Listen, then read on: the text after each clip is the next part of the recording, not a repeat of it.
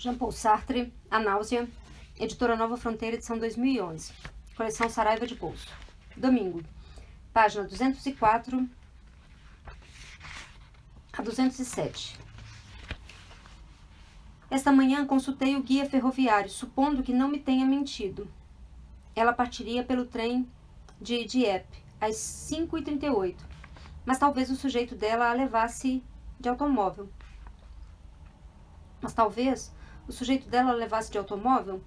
Perambulei a manhã toda pelas ruas de Menilmontant e depois à tarde pelo cais. Alguns passos, alguns muros que me separavam dela. Às 5h38, nosso encontro de ontem se transformaria numa lembrança. A mulher opulenta, cujos lábios haviam roçado minha boca, iria ter no passado com a menina magra de Meknès, de Londres. Mas nada ainda era passado, já que ela ainda estava ali, já que ainda era possível revê-la, convencê-la, levá-la comigo para sempre. Ainda não me sentia sozinho. Queria desviar meu pensamento de N, porque à força de imaginar seu corpo e seu rosto caíram num extremo nervosismo. Minhas mãos tremiam e arrepios gelados percorriam meu corpo. Pus-me a folhear livros nos mostruários de segunda mão, especialmente as publicações obscenas, pois, apesar de tudo, isso ocupa a mente.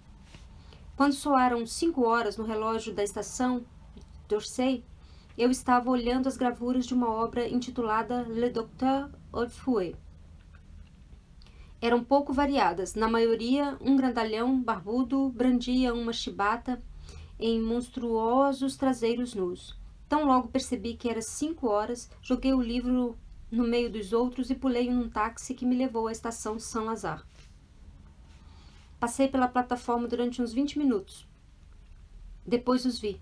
Anne estava com um pesado casaco de pele que lhe dava a aparência de uma senhora, e um chapéu com véu.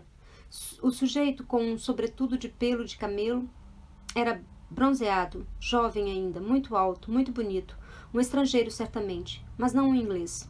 Talvez um egípcio. Subiram no trem sem me ver. Não se falavam. Depois o sujeito tornou a descer e comprou os jornais. N abaixou o vidro de seu compartimento. Viu-me. Olhou-me demoradamente, sem raiva, com olhos inexpressivos. Depois o sujeito voltou a subir no vagão e o trem partiu. Nesse momento, vi nitidamente o restaurante de Piccadilly onde almoçávamos no passado. Depois tudo ruiu. Caminhei. Quando me senti cansado, entrei nesse café e dormi. O garçom acaba de me acordar e estou escrevendo isso semi-adormecido. Regressarei a Beauville amanhã, pelo trem de meio-dia. Basta que fique 2 dias lá para fazer minhas malas e pôr em ordem os assuntos de banco. Creio que no Hotel Britânia vão querer que pague 2 semanas a mais, porque não os preveni com antecedência. Também tenho que devolver à biblioteca os livros que me emprestaram. De toda maneira, estarei de volta a Paris antes do fim da semana. O que lucrarei com a mudança? Continua a ser uma cidade. Esta é cortada por um rio e a outra é mageada pelo mar. Afora isso, parecem-se. Escolhe-se uma terra pelada estéril e empurram-se para lá grandes pedras ocas. Nessas pedras estão aprisionados odores mais pesados do que o ar. Às vezes, jogam-nos nas ruas pelas janelas, e eles lá ficam até que os ventos o tenham dilacerado. Com o tempo, claro, os ruídos entram por uma ponta da cidade e saem pela outra ponta. Após terem atravessado todas as paredes, outras vezes rodopiam entre essas pedras que o sol cozinha e o gelo fende. Tenho medo das cidades, mas é preciso não sair delas. Se nos aventuramos até muito longe, encontramos o círculo da vegetação. A vegetação rastejou durante quilômetros na direção das cidades. Está à espera. Quando a cidade tiver morrido, a vegetação a invadirá. Trepará nas pedras, irá encerrá-las, esquadrinhá-las, despedaçá-las com suas longas pinças pretas. Cegará os buracos e deixará pender partes verdes por todo lado. É preciso permanecer nas cidades enquanto estão vivas. Não se deve penetrar sozinho sob a grande cabeleira que está às suas pontas. É preciso deixá-las ondular e estalar sem testemunhas.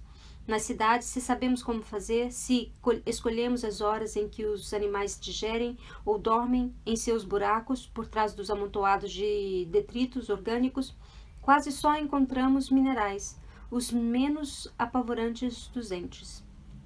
Vou retornar a Bovilho. A vegetação cerca Bovilho somente por 3 lados. No quarto lado há um grande buraco, cheio de água, preta, que se mexe sozinha.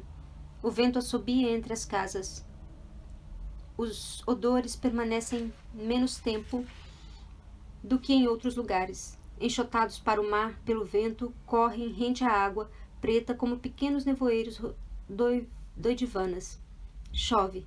Deixaram crescer plantas entre 4 grades, plantas castradas, domesticadas, inofensivas, de tão carnudas que são. Têm enormes folhas esbranquiçadas, que pendem como orelhas. Ao tato pareceria cartilagem. Tudo é gordo e branco em Bovilho, por causa de toda essa água que cai do céu. Vou retornar a Bovilho. Que horror! Acordo sobressaltado. É meia-noite. Faz 6 horas que Anne deixou Paris. O barco está no mar.